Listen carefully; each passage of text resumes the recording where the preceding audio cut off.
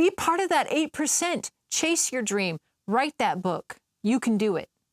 80% of people want to write a book, but only 8% will actually do it. Why is that? Well, I believe that one of the number one reasons why people don't pursue their dream is self-doubt and the imposter syndrome. Every writer struggles with this at one time or another. And recently, we received some negative feedback on our work, which is great because I love positive way more than the negative, but we can learn a lot from the negative as well. And as hard as it is to write something or produce something and put it out there in the world for everybody to see, when you get negative feedback, that's when you really start to entertain self-doubt and imposter syndrome. We should all know what self-doubt is, but what is imposter syndrome? Imposter syndrome is when someone lets doubt overshadow their accomplishments and they fear being discovered to be a fraud.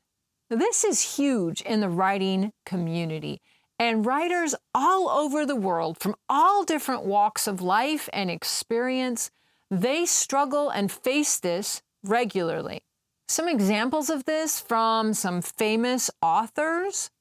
Poet and writer Sylvia Plath once stated, "The enemy of creativity is self-doubt." And Stephen King said, "Writing fiction, especially a long work of fiction, can be a difficult, lonely job. It's like crossing the Atlantic Ocean in a bathtub. There's plenty of opportunity for self-doubt." And Robert Sheckley says, "I'm not too fond of the hard work and the constant battle with self-doubt that goes on when I write, but I figure that's part of the territory." And Maya Angelou says, "Each time I write a book, every time I face that yellow pad, the challenge is so great. I have written 11 books, but each time I think, they're going to find out now. I've run a game on everybody and they're going to find me out." I think it's clear from these quotes from famous authors that even when you've been successful and you've made it to the pinnacle of your writing career, those authors still struggle with self-doubt and imposter syndrome. I always dreamed of being an author. As a little girl, I grew up writing little books and making little books out of the little stories that I would write, and then I would collect them all and I would play library because that was what I was going to do, is write books. Well, as I was growing up and reality set in, I didn't pursue that until later on in life. And when Dave and I wrote our first book, it was actually a date night thing that we did together. We wrote the book together, and it was a lot of fun doing that together, but we didn't know very much. So in 2015, we published our first book, and it was a huge learning curve. And since that time, we have taken classes and we have read books and we have studied the art of writing and the craft of writing, and we have honed our skill and we have grown as writers. I'll admit that we didn't know that much when we did that first project, but we were brave enough to do it, to finish it, and to put it out into the world. And many writers, they let that hold them back. They're not brave enough to step out and do it. Since 2015, we have learned a lot, and we've really honed our craft of writing, and we're still learning about writing and how to be better at writing. And we've really focused on trying to help other new writers and share along the journey what we've learned and to help others. But I'll just be honest with you, this journey, it's been riddled with self-doubt, and I've struggled with the imposter syndrome. And I've had the negative feedback knock the wind out of my sails. But I'm brave enough to keep trying, to keep learning and keep growing. As we have taken this journey to help other authors and writers learn how to hone their craft and how to do this writing thing, I've asked a lot of new writers this same question. When will you be done? And when are you going to publish? Because I can't wait to read your story.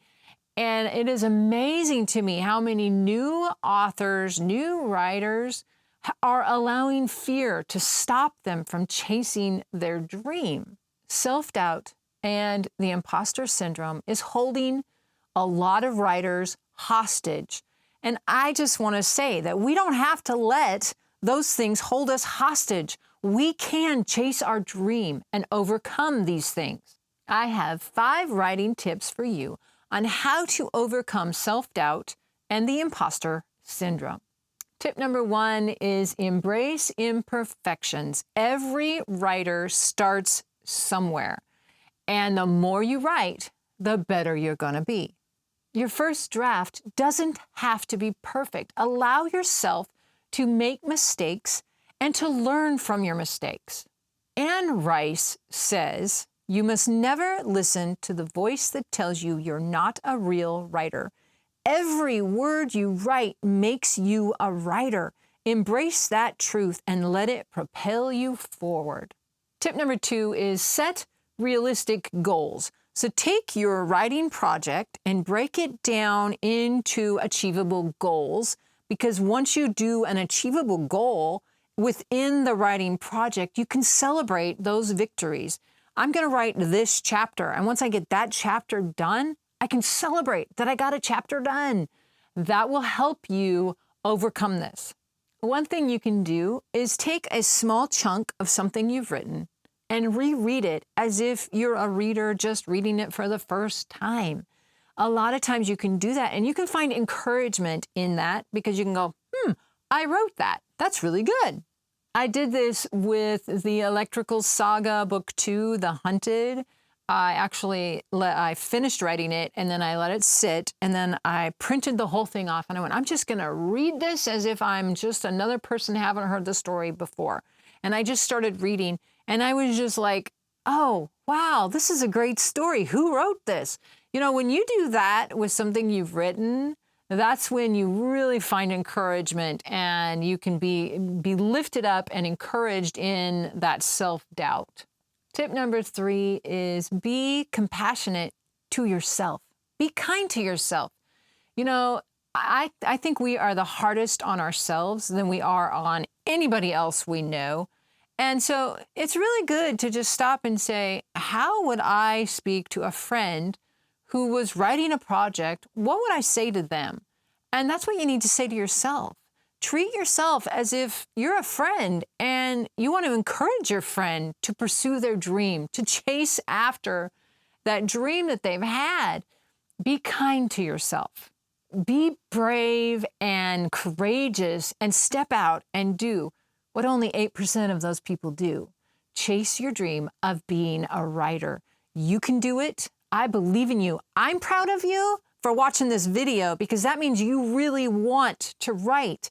And I just want to encourage you, be part of that 8%. Chase your dream. Write that book. You can do it. Tip number 4 is keep learning. Now, just as I've already told you that between the first book we ever published and now our writing, we have learned, we have grown, we've taken writing classes, we've read writing books, we've studied the craft of writing extensively. We are a different writer. We are different in how that we construct words between the very first book and now, because we kept learning. So no matter where you're at in your writing journey, keep learning. As writers, we often have these great big ideas of what we want to write and what that's going to look like. And then the reality may not be quite as big as what we had in our head. But the more that you write and the more that you learn, the more closer you're going to get to that vision in your head of what you want to be as a writer. Tip number 5 is find support. Put yourself with other people who are like-minded, who love words as much as you do. Find a writing group.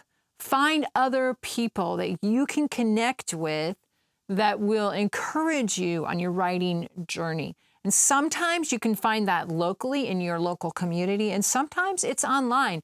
Honestly, the people that I've connected with because of our YouTube channel, it's huge. I love chatting with the people that are aspiring writers and finding out what they're writing and talking to them. I love it. I am so encouraged when someone puts a comment on a video about something they're writing and their ideas about writing. I love it because it really, as iron sharpens iron, it really encourages me as a writer when I connect with you, the viewer. Roy T. Bennett says, surround yourself with people who believe in your dreams, encourage your ideas, support your ambitions, and bring out the best in you. I want to encourage all of you fellow writers out there that struggling with self-doubt and the imposter syndrome is not a new thing, and you are not alone. You are not the only one that struggles with that. So many others before you and before me have struggled with this very same thing, and they overcame it. They got their work out into the world, it got published, and they did it. They overcame it, and so can you. Remember, self-doubt is a natural part of the writing process, but with perseverance, self-care, and a supportive writing community, you can overcome this and thrive as a writer.